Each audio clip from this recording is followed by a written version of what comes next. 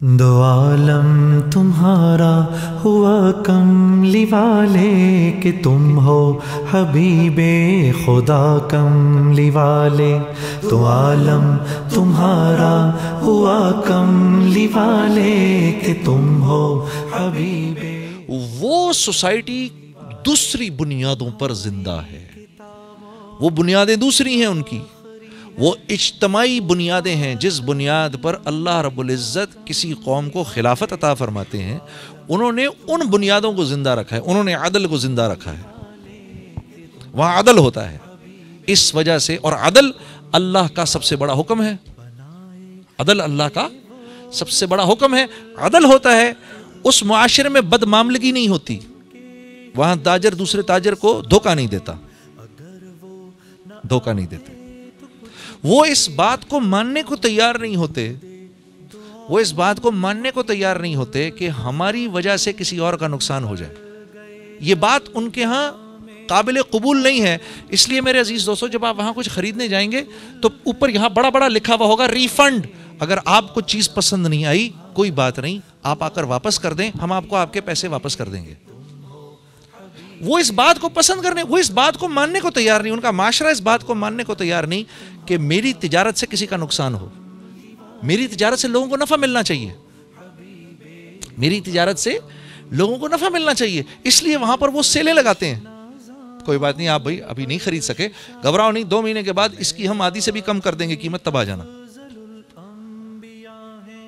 یہ ان کی سوچ ہے. مجھے یاد ہے میں اور میرا ساتھی جب ہم کاروبار کرنے لگے، مفتی تقی عثمانی صاحب کے پاس گئے، حضرت ہم کاروبار کرنا چاہتے ہیں. اور آپ نے فرمایا 3 کام کر لو. نمبر 1، جو بھی کاروبار کرنا ہے، جیسے بھی کرنا ہے، اس کو لکھ لو. لکھ لو کہ کن کن چیزوں کے کرنے پہ، کون کون سی بنیادوں پہ یہ کاروبار ختم ہوگا، یہ پہلے لکھو. نمبر 1. نمبر 2، اس بات کا عزم کرو کہ ایک دوسرے کو دھوکہ نہیں دو گے، اس بات کا عزم کرو. نمبر 3، اس بات کی نیت کرو کہ اس کاروبار سے ہم نے مسلمانوں کو نفع پہنچانا ہے. یہ کہاں سے لاؤں میں؟ یہ بات تو میں نے کبھی سنی ہی نہیں. اچھا اگر سنی بھی تو مجھے یہ پتہ ہی نہیں کہ میں نے یہ کاروبار کیسے کرنا ہے کہ میں بھائی کو نفع دوں اس سے. میں تو کر ہی اس لیے رہا ہوں کہ ان کا مال اپنی جیب میں ڈالوں، میں تو یہ کام کر ہی اس لیے رہا ہوں. تو فرمایا یہ 3 کام اگر تم نے کر لیے تو تم دونوں کا تیسرا پارٹنر اللہ ہو جائے گا. مجھے آج بھی مفتی صاحب کی یہ بات یاد ہے، تمہارا تیسرا پارٹنر اللہ ہو جائے گا. ان تینوں چیزوں میں سے کسی ایک کو بھی چھوڑا، سب سے پہلے تمہیں تمہارا تیسرا پارٹنر چھوڑے گا. اللہ کی قسم، اللہ کی قسم، اگر اللہ کاروبار کر رہے ہونا تو اتنے مزے سے کاروبار ہوتا ہے کہ بتا نہیں سکتا. اور اگر خود بیٹھنا پڑ جائے تو یقین کرو چھٹی کا دودھ یاد آ جاتا ہے. اللہ کر رہے ہوں تو ہوتا رہتا ہے، ہوتا رہتا ہے، ہوتا رہتا ہے، ہوتا رہتا ہے. اور اللہ رب العزت کس بنیاد پر پارٹنر بنتے ہیں؟ اگر وہ کاروبار محمد صلی اللہ علیہ وسلم کے طریقوں سے ہو رہا ہے تو اللہ پارٹنر بن جاتے ہیں، خود چلاتے ہیں. کیا کیا کچھ بتاؤں میں آپ کو، کیا کیا کچھ بتاؤں. ایک دفعہ کیا ہوا، ہم لوگ نئے کام شروع کیا. کپڑے کا کام نہ مجھے آتا نہ ان کو آتا، ٹھیک ہے. اب دونوں ہم پیٹرن کاٹ رہے، پیٹرن جو کاٹا کپڑوں کا، شلوار قمیض کا پیٹرن کاٹا تو پیٹرن چھوٹا کٹ گیا.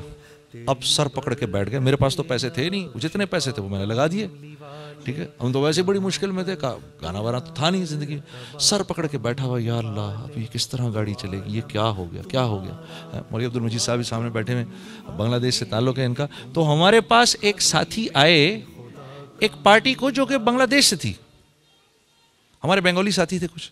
اور انہوں نے کہا جی کہ آپ لوگ کپڑے کا کام کرتے ہیں؟ ہم نے کہا جی بس کرتے ہیں. کرنے سے پہلے ہی پتہ نہیں کیا ہو گیا. ہاں جی.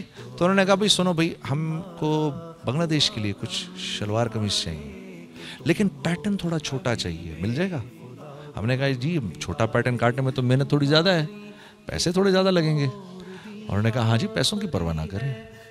تو وہ چھوٹا پیٹرن کاٹ کے سی کر ہم نے وہ سارا کا سارا ان کو دے دیا. اللہ نے جہاں پر پاکستان میں جو ابھی بیچتا میں وہ 1000 کرتے پروفٹ کے ساتھ بکا کے ہم دونوں پوری رمضان مکھیاں مارتے رہے، کچھ کرنے کوئی نہیں تھا.